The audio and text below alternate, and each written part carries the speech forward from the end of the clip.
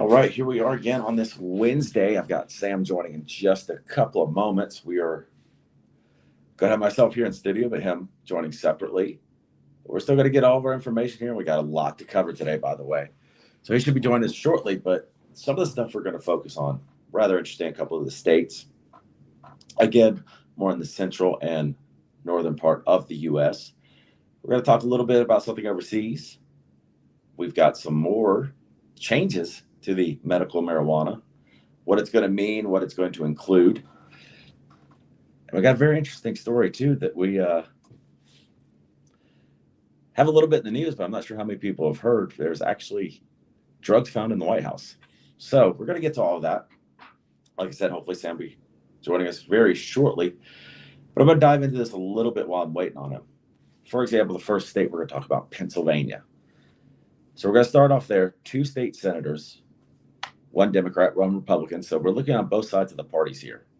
They're introducing a Senate Bill 846. Now, that was late last week. That would legalize the adult use of cannabis. The bill includes provisions governing social equality and expungements as well. Both opinion and the fact that many of the neighbors, New York, New Jersey, Delaware, Maryland, have legalized are all helping to drive this push. Now, I'm going to try to dig into a little bit if I can here while we're waiting on him on the actual Senate bill. It was introduced on July 6th, so very, very recently. They're wanting to go through the whole entire thing from, of course, the adult use, medical, lawful use, personal use, social and economic equity, regulation of it, enforcement and immunities, and laboratory testing. So the testing is important, of course, because we need more information, but we also got to get it off of Scheduled 1. Included in this as well will be advertising, marketing, packaging, and labeling. Taxes will be included underneath this Senate bill as well, which, of course, is important because it looks like they're going to try to put everything together under one broad scope. Try to actually include everything that needs to be done from the taxes to the marketing, the actual use, medical, adult use. There is not recreational, though, at this time. We do see that for a fact, at least. But we're talking, and I'll try to actually get this bill put up today. It's pretty immersive. We got, let's see, looks like roughly about 40 pages worth of the bill. I'm still scrolling through it, so there's quite a lot to digest here. And it's something that we'll try to break down more so on an upcoming show. I'm still scrolling. I haven't even gotten to the bottom yet. So it's actually 224 pages underneath this bill. So it is, from what I'm seeing, rather included of almost everything. We don't have any issues of when is it going to be resolved, when is it going to go into effect. It's still up in discussion right now. So there's going to be some work to be done. We do know that much in Pennsylvania. But meanwhile, in Ohio, and again, another of Pennsylvania's neighbors, the efforts to legalize are centered around a ballot initiative. Legalization advocates turned in over 200,000 signatures that are in favor of putting it on the ballot this coming November. Officials must verify these signatures by April 20th, so they have a little bit over a week. A bipartisan House bill has gone nowhere since being introduced in May, so the ballot initiative seems more likely path for this legislation. The House bill was introduced in May just a couple of months ago, and it's got no traction, hasn't moved forward, hasn't done anything. However, as we stated, the secondary has 200,000 signatures. So the people have spoken, said that they want it on the ballot, which would be this coming November. So hopefully this will move forward. But remember, they have till July 20th for the officials to verify all 200,000 signatures. So that's something we'll have to keep track of, look at next week because, well, sorry, that's actually tomorrow. So they have till tomorrow to make sure that they have all of that. So now we're going to go a little bit more towards the East Coast here in Virginia. Remember, when Virginia legalized adult use marijuana, whatever happened to that? The answer is not much at all. The old saying goes, elections have consequences, and between legalization and setting up a retail market, an election happened. So what they're stating there is basically that, hey, yes, they wanted to do this, but between the time they said they wanted to do it and the following election, nothing happened. It hadn't moved forward, hadn't gained any traction. Governor Glenn Youngkin initially took the position and has had no intent to overturn the Cannabis Control Act. And he's waiting for legislation to implant retail sales. Recently, however, the administration's attitude has seemed to change. So they're wanting to renegotiate it, rediscuss it, but they're not moving too much forward on it. But again, we're a few months out from another election, so they've got time to hopefully do this. Governor has stated that he is not interested in any further moves towards legalization of the adult recreational market. So I wouldn't expect that to change during his administration. And that's coming from the commissioner of the Virginia Department of Agriculture and Consumer Services. So we'll have to see what goes there. At this moment, it doesn't look like too much is moving forward. Now we have another update, safe banking. I know we've heard that a lot. Safe banking is very important. I know we've mentioned it many times on this show, but one good way to look at it is, especially if you're a mom and pop, if you're a small brick and mortar store, even an e-store, doesn't matter. If you don't have the safe banking, what's going to protect you? What's going to protect you if something happens to your building, your business? You have nothing to fall back on because you're, in some regards, backed by your word. A lot of these banks, and you can do the research yourself on them, but a lot of these big banks, they don't want to do anything of subsequential business with these individuals whatsoever, to be honest with you. So, as the saying might go, another week, another look at it. Chuck Schumer, who is pushing it, trying to get forward to it, indicated that marijuana banking is on his agenda for summer, and it's looking for some Republican support. Now, I will admit, I have seen multiple Republicans who are not in favor of federally legalizing it, but they are in favor of safe banking. A lot of them that I've seen, they want to support it on the state level, let the state decide, but they want the safe banking included. Now, on the flip side of that, I've seen many here in Georgia on the Democratic side who are for the legalization federally. They are not supporting the safe banking. So this is something that is going back and forth on both sides of the aisle, to be honest. Senator from Texas calls this wishful thinking, and that's John Cornyn, Republican out of Texas. What must be a melancholy remembrance for supporters of the bill, this week marked the 10th anniversary of cannabis banking's first introduction into Congress. So think about that for a minute. We've had 10 years of almost zero traction. 10 years of it going back and forth between the aisles.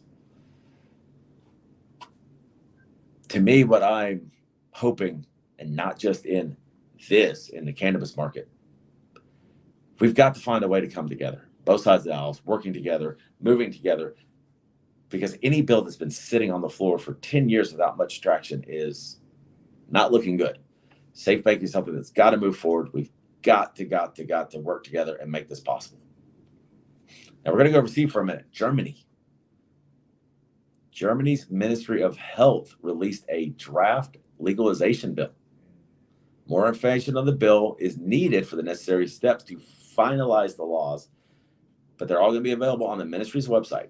Germany has Europe's largest economy. So one would think the impact of legalization would be far greater than legalizing, say, Malta or Luxembourg. So think of Germany having the largest economy in Europe. And what would happen if they legalized it in Germany? That could open the doors for legalization throughout all of Europe. Yes, we know that there are places. We've all heard of Amsterdam, of course. But we've got to try to move it forward in Europe. And if it can go in Europe, where can't it go, right? Good morning, Sam. Hey, good morning. So I got to get you up to speed a little bit. I've covered a couple of things, but we're going to go back. Something that's very, very interesting. And I don't know if you heard about this. Pennsylvania, 2 senators, one a Democrat, one Republican, introduced what they're calling Senate Bill 846 last week that would legalize the adult use. The bill includes provisions governing social equality and expungements, and they're thinking it has a lot to do with New York, New Jersey, Delaware, Maryland. This, I looked it up a little bit. The Senate Bill 846 has 224 pages. Okay? And it covers everything from labeling, marketing, taxes, research, development, as well as the actual use of it for medical and for recreational use. So this bill looks like it could really help move things forward if it actually gets off the ground. Definitely sounds thorough. 214 pages. 24. 224. 24. Yes. Yeah, definitely is a requirement. Those bills have to encompass any challenges. It has to definitely cover any municipal code in the city where it's designed and originate. It also has to address state law as well. So definitely, without question, sounds like the bill itself um, is definitely going to hold its weight. No, absolutely. Just hit a couple of notes real quick. Lawful use, personal use, Cannabis Regulatory Control Board, social and economic equality, enforcement and immunities, laboratory testing, advertising, marketing, packaging, labeling, distribution, taxes, as well as the Cannabis Clean Slate Act. All of that is just small bullet points that are included in that 224 page. Okay. So something we'll have to keep track of, but hey, it looks like it's definitely got something moving forward. But then something we touched on while we're waiting on you is Ohio, for example. Not sure how much we've discussed it or what you've heard, but the House bill was introduced in May and got no traction whatsoever. But 200,000 signatures have been put for favoring it on the ballot this coming November. However, officials have till tomorrow to verify all of these signatures for it to try to move forward. It's a big task right there in front of them. Yes, it is, because July 20th, which is tomorrow. Now, of course, this happened a little bit over a week and a half ago, but hopefully they can make sure all of these 200,000 signatures are legit and they can move forward with it. That would be fantastic if possible. Yes. Now, something else I wanted to mention before we go into this, we just talked about, again, safe banking. Now, something that I found out that I don't know if you've heard, because I didn't know. Did you realize that this week marks the 10th anniversary of the first introduction for the Safe Banking Act to Congress? So we've had 10 years of no traction. What do you think about that? That is an epic stat. That is also a great disappointment. Yes. Hearing that, knowing that 10 years ago that it was introduced, Right. still, instead of taking steps forward, it's been taking steps sideways and backwards. Yeah. I mean, literally, that's a great point the way you made it. Those two people play chess. There are certain pieces on a chessboard that can move side to side, forward and back. And that's what we're doing with this. We're not moving forward to try to, win the game to capture the queen. We're just moving our pawns back and forth. That's all that's happening with it. That's it. That's it. Crazy. There's no attack on the board. There's No. no attack on trying to gain not only grounds, but gain the control that's needed to put it in the right place.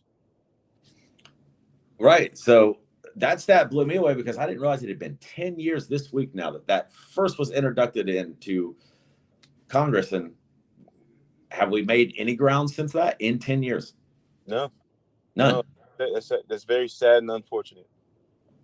Isn't it? But I do have some good news that we just talked on real quick. Germany. Do you know that Germany's Ministry of Health released a draft legalization bill? And did you also know that Germany has Europe's largest economy? So the impact of doing this in Germany could affect all of Europe and make it move forward in all of Europe, not just Amsterdam or Germany. What could that possibly lead to? No, that definitely. The only thing about Europe, I can't speak on how it would apply to the States because don't look at Europe as a standard when in regards to law and legislation. But all of the individual countries that are part of the EU, they vary from one degree to the next as far as their outlook. So I can't look at that favorably, but I can say that we do have one country that we can check off on where we're gaining grounds. Absolutely. So this one, and you remember how we talked a little bit about the Chicago Cubs Major League Baseball having cannabis related advertisements and products, correct? Correct. All right. So before I get to this news, this has to do with New York. Yesterday, I had a meeting at the Battery. Georgia Hemp Company is actually advertising now at the Battery with the Braves. However, now I haven't been inside the stadium and looking for it. The advertisement is outside of the stadium near traffic flow, but hey, at least it's advertising and marketing that started, correct? Absolutely.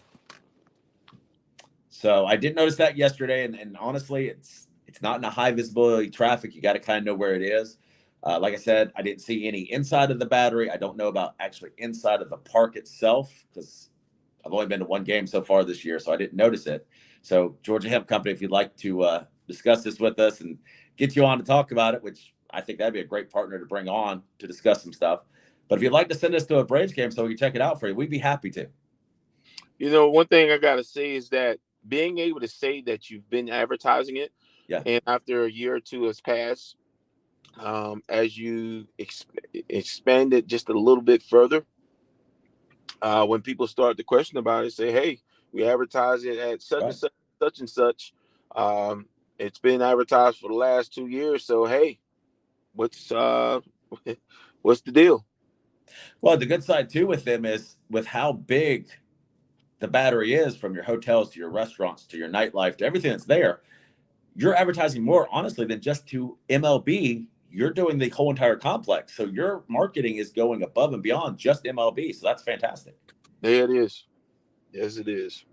But I'm saying this because the New York Media Softball League, which has representations from several New York publications, including High Times, has a new sponsor, and it's Cornbread Hemp. So they are literally marketing and advertising throughout the entire New York Media Softball League. How about that? That's nice. Isn't it? The biggest thing is that the taboo itself has definitely been a shortcoming for the industry, and now you can subtly add or strategically place the advertising so that way you have a right of stay. Mm-hmm. And then as long as you don't have any pushback, once you subtly introduce it and now it's there, you have an address where it's being advertised, marketed, or broadcasted to, uh, you have a right of stay. And the longer that right of stay is established, you now can subtly add more advertising in the adjacent space. Well, no, absolutely. And for example, I don't have the answer yet because literally my dad's at the doctor at this moment. But I had a discussion with my mom yesterday and talking about stigma and everything else. She spoke with an individual and was talking about how trying to get my father on some form of CBD or a THC therapy to help him. And literally, this is the response that this individual gave my mom. What are you waiting for? And her exact answer was the stigma associated with it. And that's believable. That stigma, it lies very, very deep. It's also attached to your freedoms. Your freedoms were affected from consumption, Mm-hmm. use, possession. Those things run deep, and nobody wants their quality of life altered because it's still a Schedule One. Right. It's still illegal in multiple states on the Fed level, and it's still illegal in multiple states on the state level. Mm-hmm. And then there's still illegal in multiple cities as well. So unless Correct. there's a decrim in place, and then even then with the decrim, who wants to pay for a ticket or a citation for unlawful possession of cannabis? No, Uh, absolutely. You're 100% so, correct. so you have a number of people that just will not tread on those unknown grounds. They won't test it. No, you're right, and that's part of the issue with that, unfortunately, because not only that, they're afraid that it's going to come back and hurt them socially, economically, with a business, with where they live, because of what happens if somebody finds out, what happens if this happens on a test. Luckily for my father being retired, it's not as big of an issue, but you've got those people who are in the working force that is a major issue to them, and they can't get the help they need because of afraid of the effects of the stigmata. Right. But guess what? Now, this is Ohio, but changes are coming to medical marijuana. The state regulators there have expanded the list of qualifying conditions. Now, the advocates are still fighting for more, including autism spectrum disorder, ASD. But what matters is the state board has full authority over who is legally accessed to the medical marijuana. The residents are required, as we know, to get a certified physician confirmation for the quality and qualification of the medical. The number of qualifying conditions have grown. It's now 26 different conditions that residents annually petition for the state board, and the list is expanding. So first, what are your thoughts on that? And can you explain a little bit more on that list again? So I'm going to see if they have the whole list. But for example, some of these, of course, will include those who have PTSD, who have cancer, who have Crohn's disease, who have multiple different ones. And I'll look it up in a minute while I'll let you speak and see what they show. But this will now allow more people to get the actual licensing to get medical marijuana in Ohio over what they've currently have had. Okay. Irritable bowel syndrome is included on that. I was trying to see if I could get a whole list here. I'm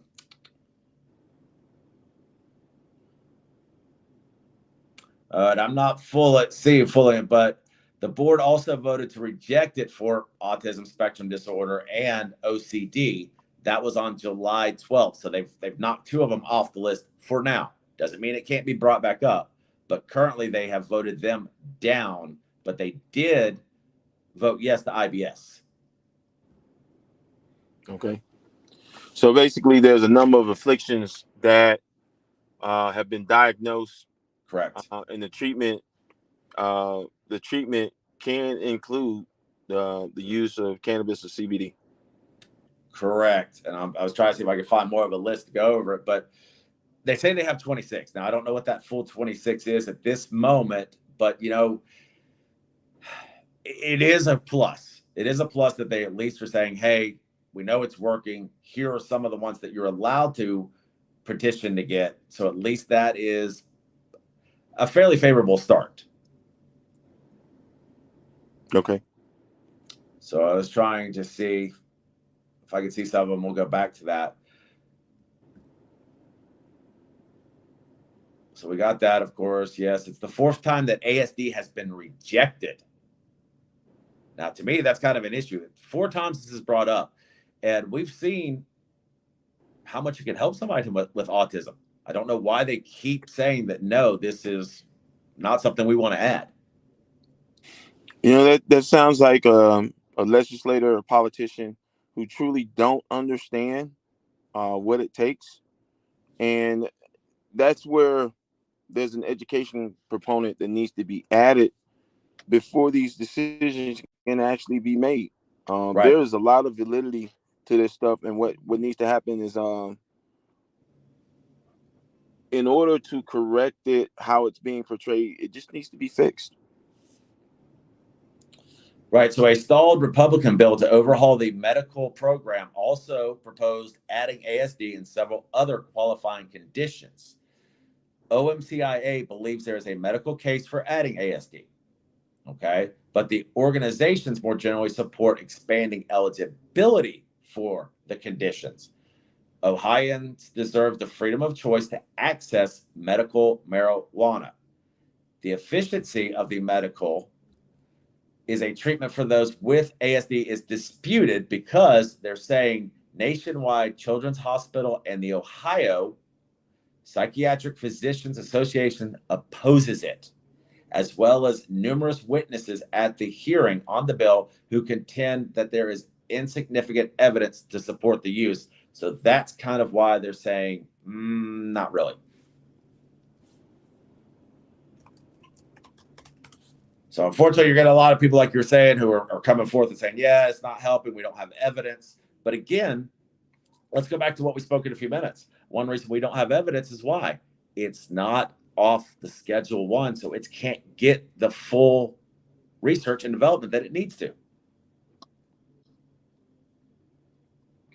No, it can't. And as long as it has that challenge there, the research itself is going to find itself in the hands of a private corporation that has done the allocations to do its due diligence to try to get it out there to the marketplace. But a lot of people won't Right. take that risk, knowing that you can have sanctions put against you.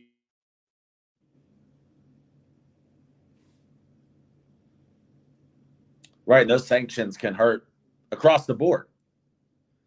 Like we've said, from your jobs to your housing to, let's be honest. Unfortunately, there's probably some medical doctors who see that you're using it, and now they don't want to treat you, or they don't want to maybe put liability on them for something else they want to prescribe you because you're using it. I guess that could be a possibility, right? So Ohio is something we have to keep track on. And might have lost you there for a minute, but hopefully you're still listening to me, because we're going to move into Kentucky. And Kentucky has a cannabis change. A group of Kenton County mayors that meet monthly discussed this past Saturday what to do about the new law that allows Kentuckians to use medical regulated cannabis for certain conditions, such as cancer, chronic pain, seizures disorders, among others. Okay. It's only a matter of time before somebody will ask about it. Senate Bill 47 enabled the regulation of medical marijuana statewide and established the administration of such regulation under the Cabinet for Health and Family Services. The state is responsible for issuing these certifications to businesses and professionals to grow, sell, and prescribe cannabis. Although the bill established these precedents at the state level, it's up to the cities and counties to decide whether to allow and regulate cannabis for medical purpose or prohibit it. The law, though, won't take effect until 2025. Wow, 2025. That's 3 years. So what it's basically saying is it takes 3 years for a bill to pass. Right. So we're looking at, even if you want to take it that we're now in the latter stages of 2023, we're still at best probably 16 months out from this, at least. Yeah, I mean, it sounds like they got to get it right. It seems like there's a lot of work in front of them. Well, here's something else to think about. It says the law takes effect in 2025, right? Okay. It doesn't say that it takes effect on January 1, 2025. This could be October of 2025. It could be December. So we don't have a time frame of exactly when. It just says 2025. So, of course, our minds go, okay, it's January 1. Here we are. That's not what it means in legislation. It could be mid-year, end of year. It could be Q4, Q2. We don't know when. Yeah, that's something that definitely needs to be clarified. Right. And is there any way we can monitor that? Absolutely. Yeah. I'm going to look into it some more, try to find some more of where that stands, what it's going to mean, what it's going to be. But they are looking at, and if this is voted through and allowed, cities would then be responsible for determining where and how many dispensaries could operate in their jurisdiction, which would entail new zoning regulations. Medical, how about this? Medical cannabis won't be taxed, but dispensaries would have to pay a regulatory fee similar to a liquor license. And I can definitely see that. When you apply that to how things actually work now, if you look at liquor stores from one city to the next, right, you have to propose those liquor stores. Like in the city of Atlanta, you got to propose it to the NPU. The NPU has to grant that license. If you want to open liquor store, you can't just go get a commercial lease. right. You actually have to find out from the NPU, will you be allowed to put your business in that community? So I definitely see that same thing in regards to the dispensaries. Well, since you're bring up that point, which is a very good point, and also discussing liquor license, let's also remember that, and I would say that this would be the same thing with cannabis, and rightfully so. Then these shops, these brick and mortar stores, can't be in a certain distance from things such as a school, a daycare, a church, other government buildings, and understandably. But if we're going with the same legislation as a liquor store, that's got to be kept in mind too.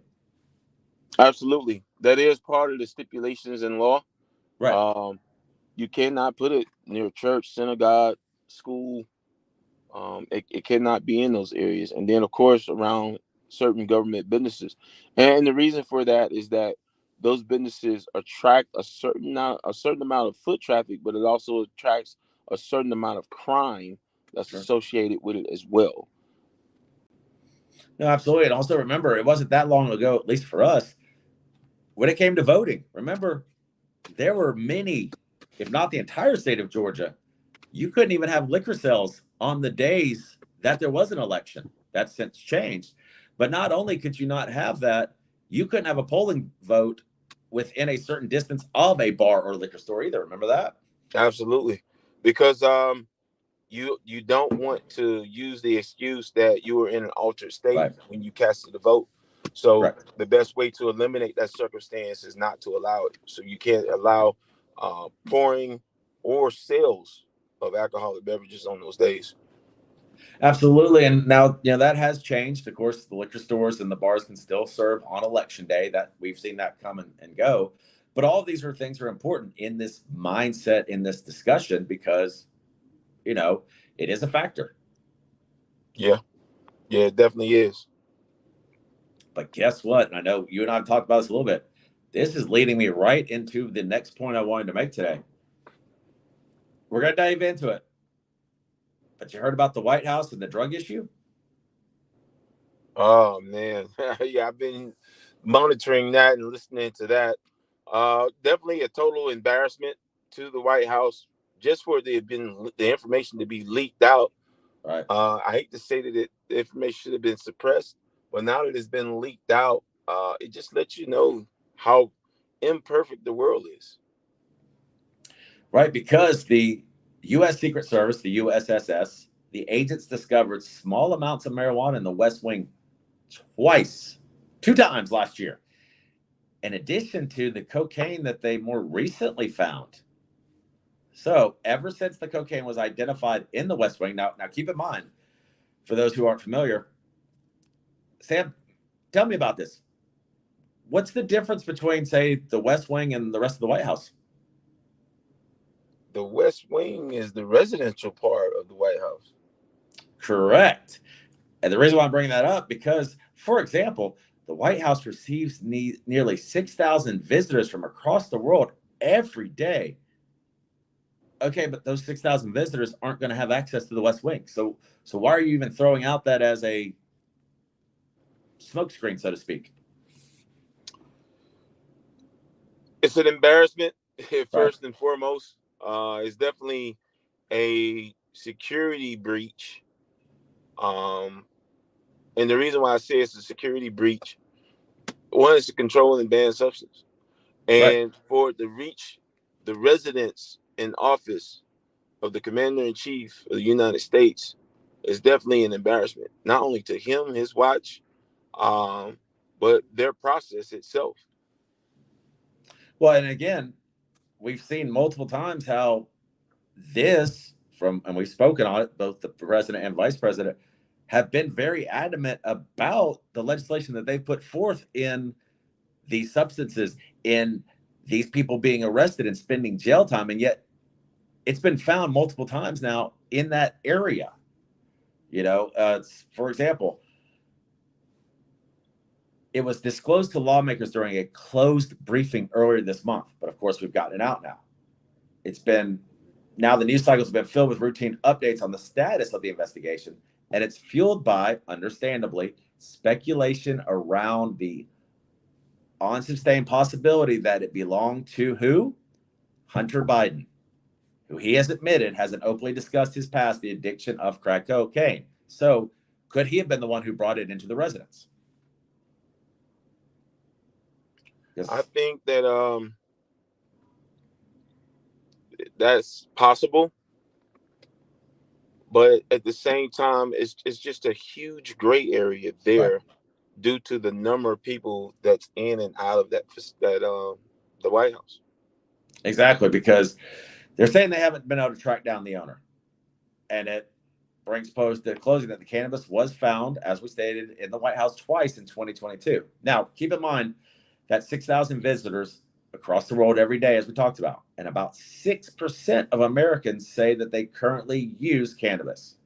I think it's higher than 16%, but okay, let's go with that.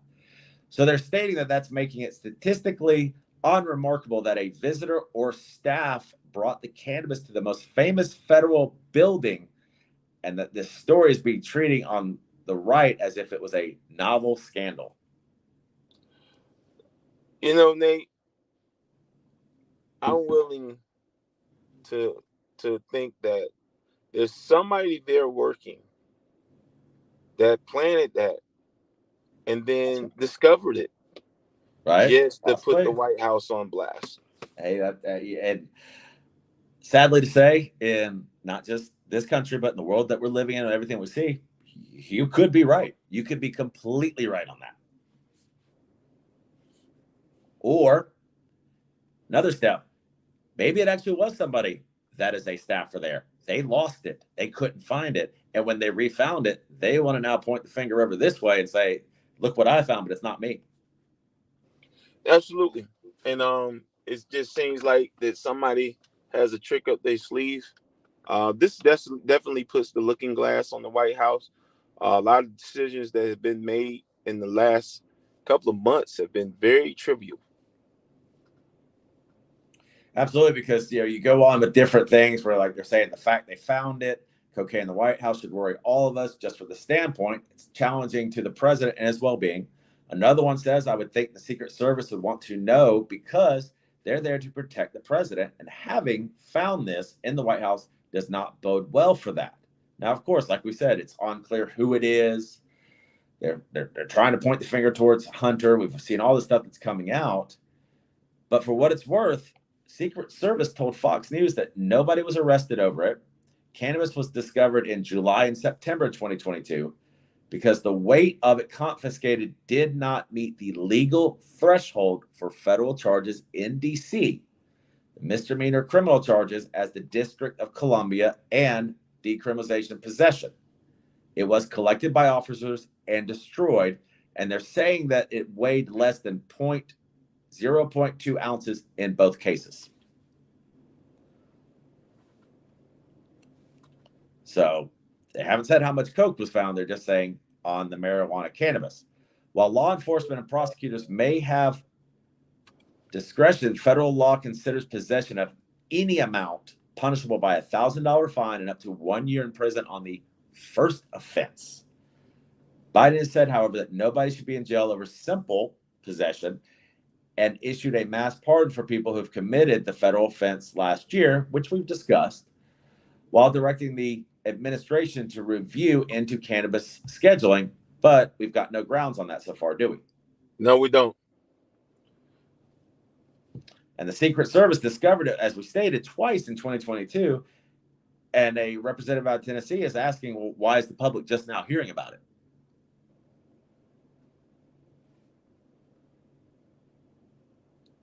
So, of course, and then it goes back and forth about, oh, we didn't hear these scandals when Trump was there. So what kind of people are Biden bringing into it? But, personally, I don't think it has anything to do with the president that's currently in office, because I've got a couple things for you here.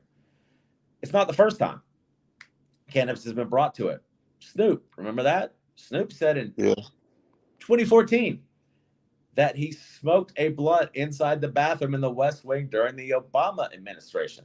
And former President Jimmy Carter has talked about the time when his own son smoked it at the White House with Willie Nelson during his administration. So it's not something that's new at the White House, to be honest. It's not something that's new in this country or in any of our federal grounds. So let's be honest about that for a moment.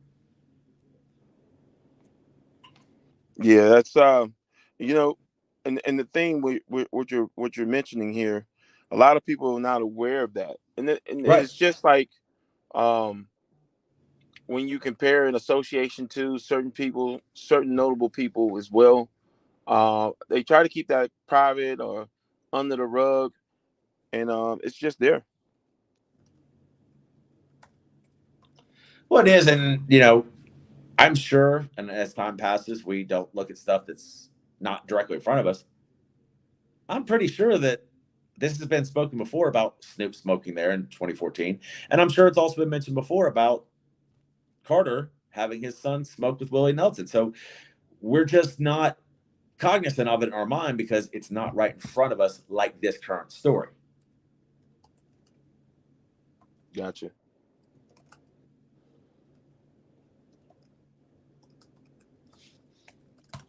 So I'm sure, like I said, multiple times it's happened throughout, but you know, it's not the only time, and it's not going to be the only time. It's going to happen again, whether it's this administration or another one. I can guarantee you that one, right?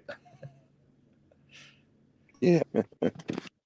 So, and hopefully, this is not going to be the case in a couple of, I want to say months, but we know that ain't going to be the case. But in a couple of years, because we want it descheduled. I understand that even if we do have it on the deschedule, even if it does clear federally, there's still going to be people who are upset that it's on federal grounds, regardless. It is, and those are the people that, unfortunately, the stigma, the myths that has been put out there, it just lies deep. It's reached their heart, in their mind, they feel it's wrong. In their heart, they feel it's wrong. And there's no way to really extricate that out of their mind or their thoughts or out of their heart. It's something that has to be proven by fact and case scenario itself.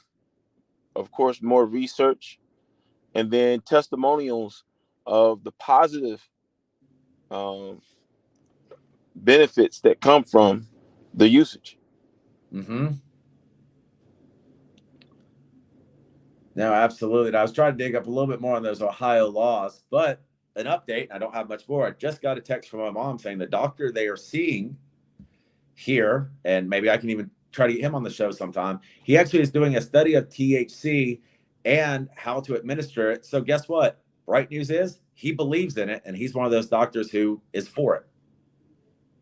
That's good. And definitely anybody that has a medical degree, a PhD, um, any validation that they can provide to the industry would be great. It's paramount. Now, absolutely, because and I don't want to speak for a particular doctor because I don't know, but it would be something I'd like to ask. I'm sure there's a lot of doctors who not necessarily against it or for it, but they don't want to put their name, their practice reputation on the line because guess what? Maybe the drugs that they do administer don't coincide together with this, and they don't want to short end their treatments and what they believe and what they know over what does not have enough and understandably research because it's still on the scheduled one. Right. So I get that. And I'm sure that's probably a factor too. I'm sure there's a lot of doctors who privately would probably be for it, but they're not going to come out and say it. Yeah, Right. they run the risk of losing their license depending on the state. Correct. And that's something that I think is fair and that we haven't really brought up or talked about, but I bet you that has a lot to do with it, wouldn't you think? Yes, yes, it does. It really does.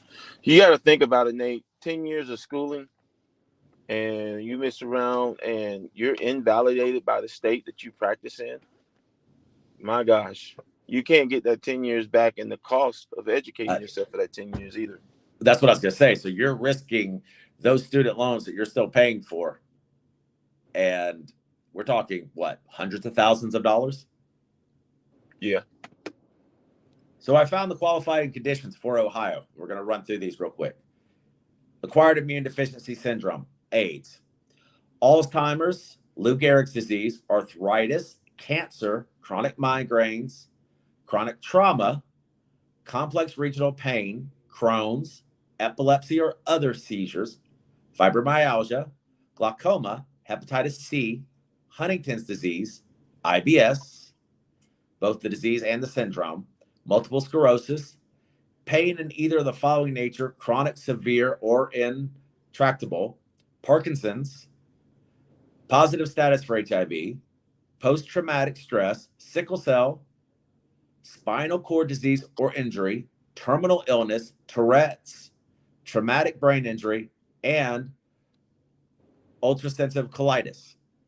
Now, going off that list, you're telling me that Tourette's is on that list, but people with autism is not? That doesn't make sense to me. It does not make sense. But that lets you see the biasness in it as well. So they can get a 90-day supply, and it has to come from the products must be dispensed as oils, tinctures, edibles, patches, or as herbal. Home cultivation is not allowed. Caregivers, no. And they're saying right now the estimated number of registered patients is 338,049 people as of February 1st of this year.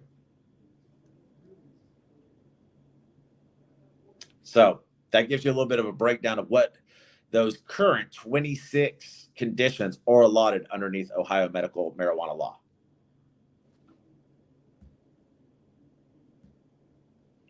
Okay. And I think, Nate, just in that statement alone, a few things that just needs to be fixed. The first one is knowing who is the legislator for that state, Mm-hmm. and knowing where they stand. If you don't know where that legislator stand, you are now treading in grounds that you can find yourself on the wrong side of everything. So you want to definitely make sure that you understand what you can do and what you can say in that state. Yep. And here's what I was going to do. I found something else to give you a little bit more breakdown before we end today. It was introduced in the House and the Senate. Both went to the House and Senate and then to the reporting committee. It passed by the House and by the Senate, and now it was sent to the governor. That's currently where it is. All right. So documents, they're introduced. Legislation tax, I got that there, but that's going to be a lot to go by. The status is it was referred to the Finance Committee. No current votes have been registered yet for the legalization of it. And currently, the primary sponsors, there are two people on it, and that's kind of where it sits. So it's kind of in a holding pattern, to be honest. Yeah, it definitely sounds like it. They definitely need some more partners strategically in that whole setup, that'll allow them to do just a little bit more. Yeah, absolutely, because they have one thing scheduled tomorrow, actually. 1:30 joint committee is in session. And let's see, August, they don't have anything on the calendar at this time. September, they have three different dates, the 13th, the 20th, and the 27th. So I'm bringing that up real quick because even though it's gone on to the governor, you see that there's not a lot of movement in the legislation sessions that they're going to really be able to discuss it formally and collectively to try to move forward. That's the only way to move forward. They got to discuss it more. Got to get more research. And one reason I wanted to bring that up is because we sit here as individuals who say, hey, 40-hour work week, 9 to 5 job, 6 days a week, whatever it is. Let's be honest, legislation doesn't work the same way. Even though they may be in their office, they're not jointly discussing together unless it, is behind closed doors. But they're not jointly discussing together continually like we would think that they might be. And that causes some stalemates. That is true. And what has to definitely fix it is we also need help, with a lawmaker who can actually write the law, so that way it can be introduced, to the Senate, to the state Senate. And the one thing I'd like to speak to all of those who do write laws, remember, it's a starting point. Laws can be amended and changed, and they're going to be as we learn and grow with this. That's the reason why we have the Bill of Rights and our amendments, because nothing is going to be, as they say, set in stone. We're going to have to make changes over time. Gotcha. So, well, here we are. We're closing down on this hour. Of course, I want to get those informations to people so that they can, connect with you, kind of what you've got going on, and just overall thoughts of what we discovered today and what we talked about, because there was quite a few things to discuss. Overall, I just think that, for the industry itself, the entire industry, and then from one state to the next, we need more people that can write out the laws. Yep. So that way they can be proposed and introduced. We also need a level of research and data, so that way that we can Vital. actually have a guideline to go by, so that we can establish regulatory committees as well, so that way we can get support from state government for it to be introduced. Also, the government itself needs to set an allocation as they prepare to establish a tax, whether they're reducing the tax or eliminating the tax. What they still have to do is they have to allow those businesses to be a benefit to the community, to the city, and to the state. And that's why I totally stand on that matter. No, absolutely. And, here we go. I'm not trying to wish time to go by, but guess what? We're about to be in the fall very soon. And that's when this political thing's really going to pick up. So I'm encouraging everybody, do your research. Don't just listen to what this person, that person, this person says. Do your research, and you're going to have to dig. Because as we stated before last year with races here in Georgia, it took some digging to see that, guess what? They may not all be on the same page, but they're all in the same chapter of the book. They just have a little bit different thoughts.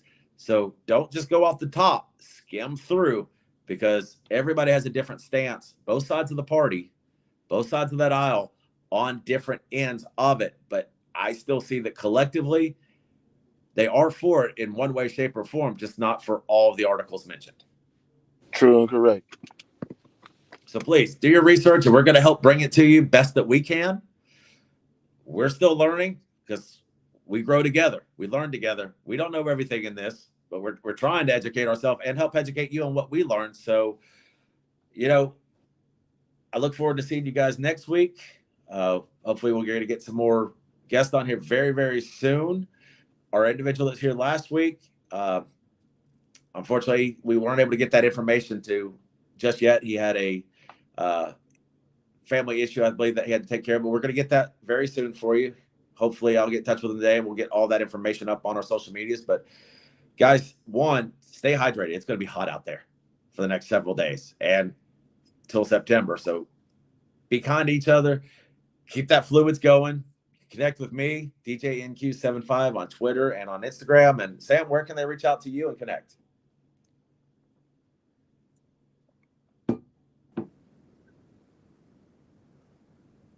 Can you hear me? Oh, there you go. Yeah, I hear you now.